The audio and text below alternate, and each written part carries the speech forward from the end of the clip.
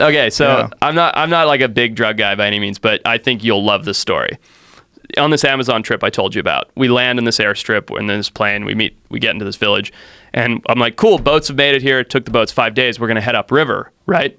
And our like translator's like, you can't do that yet. I'm like, what do you mean? Like, we've spent months planning this. He's like, you have to have the shaman's blessing to go upriver. And I'm like, okay, what does that mean? He's like, come to the Maloka, which is the like spiritual house. So we go to the spiritual house. We sit around, we talk and we talk and we talk, and it's like hours of not like asking him to go, but just like almost like idle conversation where he's almost like interviewing us. Like, well, what are you doing? Where are you going? Where are you from?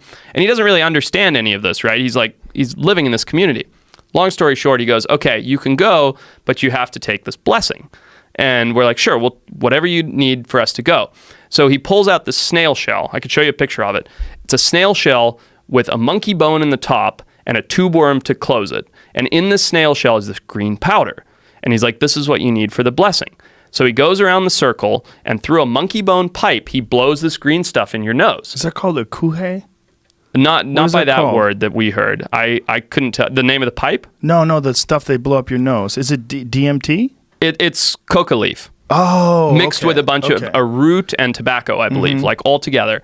And anyway, so he goes, there's 5 of us in my crew. He goes around the circle and he hits 3 guys, and they all go, whoa, my brain feels like I've got chlorine on the head, whatever. He blows it into your nose. Yeah, so he gets really close. He's got this long tubular monkey bone pipe, and he goes, and it just blows it up into your nose. And hits 3 of my guys, and I'm watching a little bit nervous because like I'm very like standoffish on drugs. Like I know things affect me very strangely. Anyway, hits 3 of my guys. They go, woof, eyes watering, and they're like, wow, it's actually a great feeling. Gets to my turn. In the nose.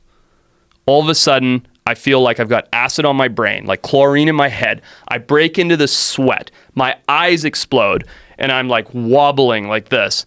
And 30 seconds later, I'm just curled over in the fetal position, just projectile vomiting. Cannot hold it together. And Lorenzo, the tribal shaman, goes, good. And we're like, why is this good? And he's like, he had a bad spirit in him. If he had gone up the river, he would have been killed. He's just got the bad spirit out. This is why I had to bless you. Now you can go.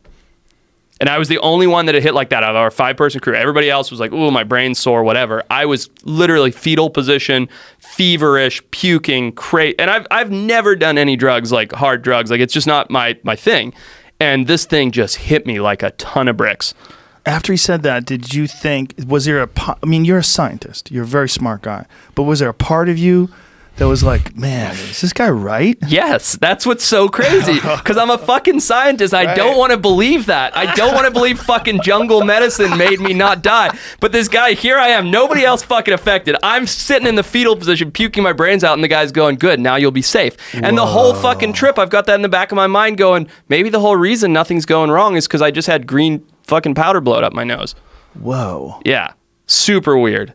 And nothing has ever affected me like that. I mean, curled up, puking, shivering. Were you trying to make logical sense out of this? Were you trying, was there ever a thought where you're like, maybe in this extreme environment that's so utterly different than any other place in the world that these rules are different? Absolutely. I mean, I'm sitting there going into it, I'm like, cool, yeah, I'll do the stupid powder if it means I can go on my expedition. You know what I mean? Like, I'm not like embracing it. I'm just like going through the motion to get my job done as a scientist. And then I had this experience, and I'm not saying I was enlightened or awoken or anything like that, but all of a sudden I attributed my success and my safety in small part to this green fucking powder blown up my nose by a shaman through a monkey bone. And the thing about it is, even if that's not true, if you think it's true and then you wind up being okay and you have confidence that you're going to be okay, and maybe you have less anxiety and make better critical decisions because you think that everything's going to work out. Exactly. Totally. Because I was super focused on my mission. Right. We were very, very successful in what we set out to do. And I feel like because I had that crazy experience, and here's this old little jungle Indian going, now you're going to be okay, I didn't have any anxiety going into the situation. And before that, I had no thought of it ever playing a part.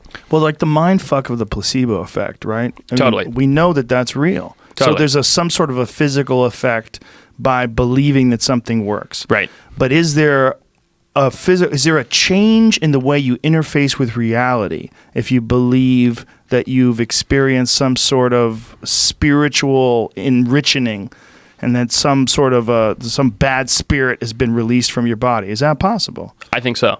I think it changes your own reality because of your perception of the outside world. That is a freaky thing for a scientist to say. Right? Right? And this is like, I am a hardcore academic. I've never considered spirituality, religion, anything. And I had this just fucking 10 days ago, this crazy experience that has like changed my mindset on crazy jungle medicine and drugs and catching animals, everything, because this one guy blew crap up my nose and I puked everywhere. Wow. Now, has this made you want to experiment with other plant medicines? No. The only reason I did that is because it was a necessity to do what I was doing. It was coming from an expert, if you will, but a person who saw it as a necessity to do what I was doing, and I was under his guidance. To go out and, pick a mushroom and try it and have an experience I don't see the benefit in that. But when someone who lives in that community, embraces that wild jungle, says, this is my home and this is how you do it, I will absolutely do it. So you do it like out of respect. Absolutely. Yeah.